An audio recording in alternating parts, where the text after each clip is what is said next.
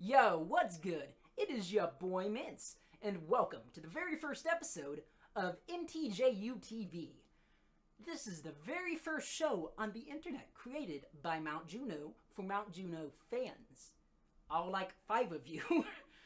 So, yes, let me just start off by explaining what the show is going to be about, since it is the very first episode. This is going to be a variety show where I will have a variety of segments. I don't know what these segments are going to be. I'm recording this before I fully know what I'm doing. For the last couple of weeks, I've been using my handy-dandy camera to take some beautiful pictures of flowers. And of course, I want to share those pictures with all of you. So here are some cool pictures I took of flowers and some fun facts about them. First up, we have the sunflower. The sunflower was cultivated by the Native Americans and is still found all over the country today. Sunflower seeds are often sold as a snack with a little bit of salt. A common misconception about the sunflower is that its head will always point towards the sun. However, this is false. Another exciting flower to come from the Americas is the Peruvian pink petula. This flower was originally cultivated by the Spanish conquistadors in the foothills of the Andes Mountains. And finally, we have the pyrite zinnia. The pyrite zinnia is named after 2 words, pyrite, meaning fool's gold, and zinnia, which is just a common flower. The reason it gets this name is because while it looks like a common zinnia, it is actually a form of cannabis. It's a hybrid plant that was cultivated in the 90s by students at the University of Washington. They had intended for it to be an easy way to stealthily grow recreational plants. However, it kind of backfired when nobody was able to tell the two apart. That sure was exciting, wasn't it? Now, let's get on to our next video. This was sent in to us by Jim Bob Jebediah out of Wyoming, and I hope you guys enjoy.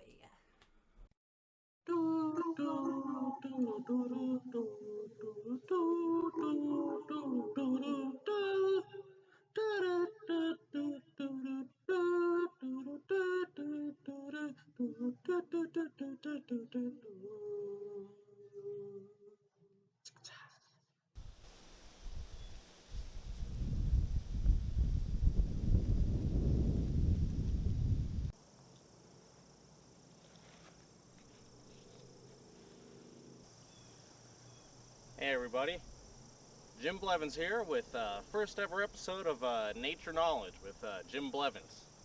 I'm out here just in a nice little forest park out here. It's a nice cool day. It's about 70 degrees or so. Actually, my legs are a little chilly, but yeah, look at that. We're almost into the fall. Things aren't dead yet, but they'll get there, and then winter will come, and then the spring will come, and it'll come back to life, and the cycle will start all over again. See this stand of trees out here? Look at the way they grow. I know you can't really see it, but they're all kind of bunched up right where their roots start and right where their trunks start. Those are called and the name's escaping me right now, but speaking of winter, these trees right here are deciduous. The tree I showed you in the beginning was an evergreen. Now these deciduous trees, they lose their leaves in the fall, but evergreen trees like pine trees, they don't. They keep them around. Now the reason they call them deciduous trees comes from the word decide, because these trees decide that it's no good to have leaves in the winter because there's not enough sun, so they decide to lose their leaves to save energy so they can come back to life and grow some more leaves in the spring. Gotta save energy, you know, in the winter. I mean, don't we all? We all gotta stay warm. Don't wanna get too overexerted, because then you won't have enough energy for your body heat. There's bugs out here. I got a natural bug repellent, but I don't know. I don't think it's working that well. Would you look at that? Isn't nature beautiful? Oh, look at that over there. We're right along a creek bed. Looking real nice. There's water there, but I don't know if it's flowing. It looks like it might not be flowing. Here, let me bring you here for a nice shot. Let's give a round of applause for Mr. Jebediah. Oh yeah, right, I don't have a studio audience. And now, it's time to get on to our lucky numbers of the day, and I will let my assistant, me, take it from here. Now it's time for today's lucky numbers, brought to you by the spirit of the raccoon that Davy Crockett killed to make his hat. For legal reasons, I could not get my hands on the actual hat, so I have to use this little raccoon tail toy as a stand-in. Okay, so wise raccoon, what are today's lucky numbers?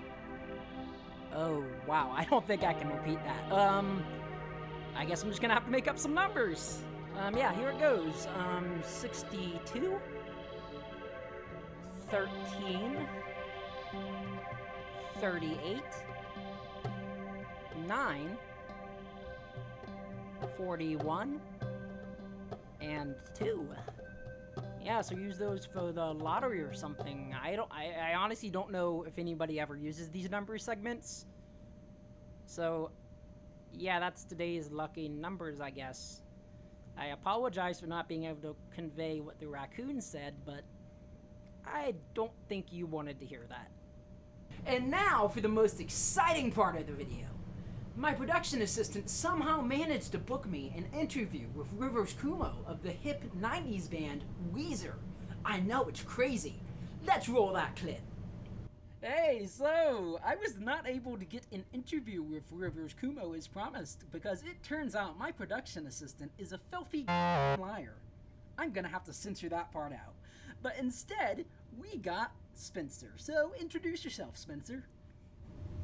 Howdy, y'all. It's me, Spencer. Major upgrade in the interview, right? Can you agree? I think I can agree on that one because I have no other choice. So, this first question was meant for Rivers Cuomo, but he's not here. So, what are your top 5 favorite Weezer songs? Only Buddy Holly. But only 4 times in a row. There's Weezer, you can't have 5 songs, only 4. Yeah, that's fair. Okay, so, what is your favorite type of flour and why? Yeah, I use whole wheat flour a lot. My pancakes. Fair enough. Okay, so, what kind of animal scares you the most?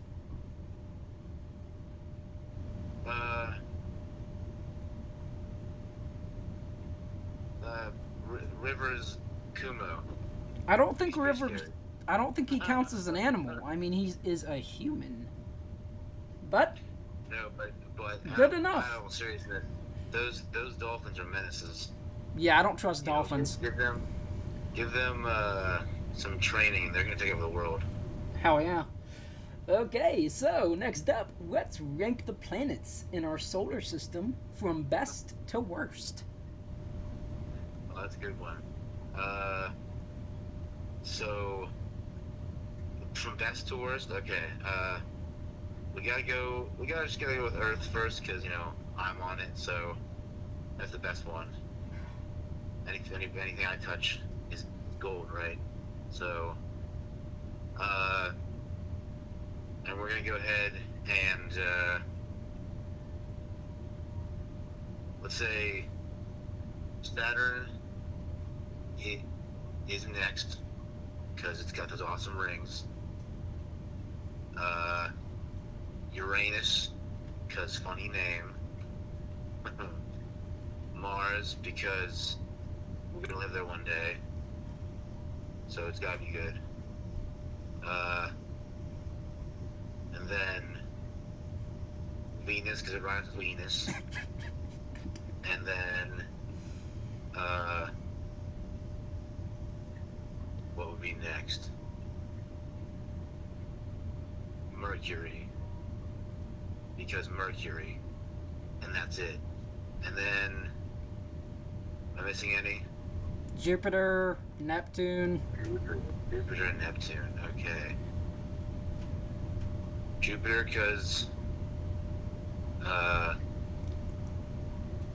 when you go there, you get stupider, and that's why it's one of the worst. And then Neptune because it should be called Poseidon. Poseidon's cooler than Neptune. It should be called Aquaman. And then Pluto, right? Is totally a planet. I don't know about that one, Chief. So finally, Yeah, let's get into something fairly divisive for our last question. If you had to eat nothing but Jell-O for a week, or nothing but bran flakes for a week, which would you choose, and why?